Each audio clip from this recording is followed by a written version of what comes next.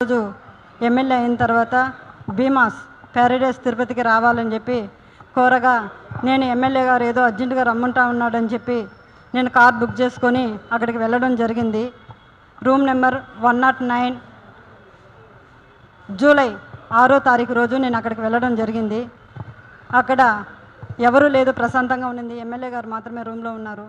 నేను వెంటనే రూమ్లోకి వెళ్ళడం నా పైన బలాత్కారానికి పాల్పడిన తర్వాత నేను అతనికి లొంగిపోవడం జరిగిన తర్వాత ఈ విషయం ఎక్కడైనా బయట చెప్పావంటే నేను చంపేస్తాను, నీ కుటుంబాన్ని చంపేస్తాను అని చెప్పి బెదిరించడం జరిగింది.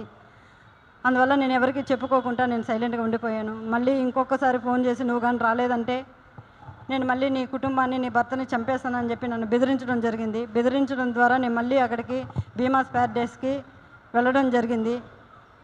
వెళ్ళిన తర్వాత నేను పూర్తిగా ఆయన్ని అవాయిడ్ చేస్తూ వచ్చాను. నేను అవాయిడ్ చేశానని తెలుసుకున్న అతను నాకు పదే సైకోలాగా నిమిషానికి ఒకసారి ఫోన్ చేయడం జరిగింది.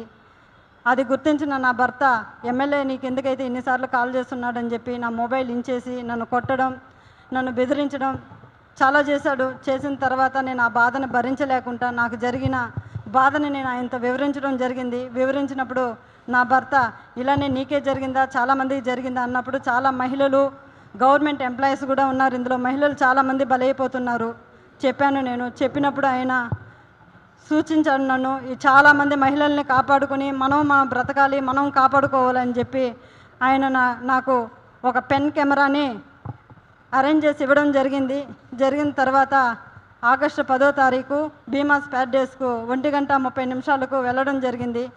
అక్కడ జరిగిన కామ క్రీడలను నేను రికార్డ్ చేసుకొని తీసుకొచ్చి నా భర్తకి ఇవ్వడం జరిగింది. అటు తర్వాత నేను మంగళగిరి పార్టీ ఆఫీస్ గారికి, పెద్దబాబు గారికి, చిన్నబాబు గారికి ఇద్దరికి నేను తెలియజేయడం జరిగింది. వాళ్ళ ద్వారా మాకు పిలుపు వస్తుందని ఇన్ని రోజులు వెయిట్ చేశాము. తర్వాత ఈ విషయం ఆయన తెలుసుకొని నన్ను బ్లాక్మెయిల్కి గురి చేయడము, మా ఇంటి చుట్టూ 4-5 మందిని పంపించి నన్ను వెతకడం చేస్తున్నాడు. నాకు ప్రాణహాని ఉంది, ప్రాణ భయంతో నేను ఇక్కడికి రావడం జరిగింది. అంతేకాకుండా ఇలాంటి చీడ పురుగులు తెలుగుదేశం పార్టీలో ఉన్న రోజులు తెలుగుదేశం పార్టీకి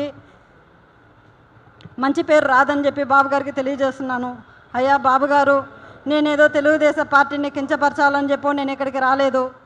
అతని వల్ల నాకు ప్రాణహాని ఉంది, నన్ను నేను కాపాడుకోవాలని చెప్పి నేను ఇక్కడికి రావడం జరిగింది. ఇతన్ని కానీ మీరు వెంటనే సస్పెండ్ కానీ చేయలేదంటే నాలాంటి అమ్మాయిలు చాలామంది మహిళలు శీలాన్ని కోల్పోయి బయట రాలేకుండా కుంగిపోతూ ఉన్నారు. మీరు అది గుర్తించి అతన్ని వెంటనే సస్పెండ్ చేయాలని నేను మీకు కోరుకుంటున్నాను. అంతేకాక మీరు కానీ సస్పెండ్ చేయలేదు, నేను, నా భర్త, నా పిల్లలు ఆత్మహత్య చేసుకొని చనిపోతాము మంగళగిరి పార్టీ ఆఫీస్ ఎదురుగా అని చెప్పి నేను మిమ్మల్ని కోరుకుంటున్నాను. శరణు మహాప్రభు చంద్రబాబు నాయుడు గారు, మాకు మీరే దిక్కు శరణు బాబు అని కోరుకుంటున్నాను.